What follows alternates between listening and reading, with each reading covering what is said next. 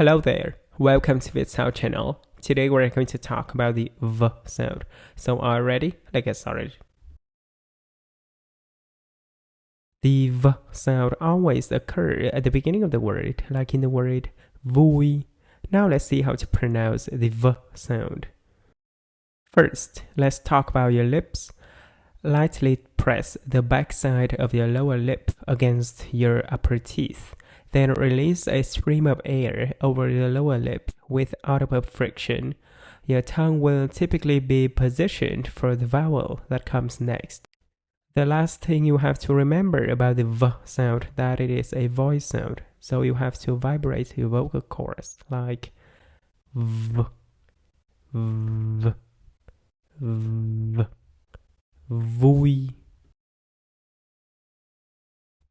Now let's try to say some words with the V sound.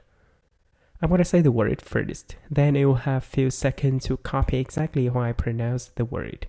The first word is va, vẽ, vợ, võ, văn, vào, vườn, vung, vừng, võng, việc, viếng, văn vở, vươn vai, vui vẻ, vội vàng, vương vãi. Now let's try to say some sentences with many of the V sound. We're gonna do it in 3 steps. On the first step, I'm gonna say the sentence very slowly. Then I'm gonna do it a little bit faster. And on the last step, I'm gonna say the sentence with normal speed.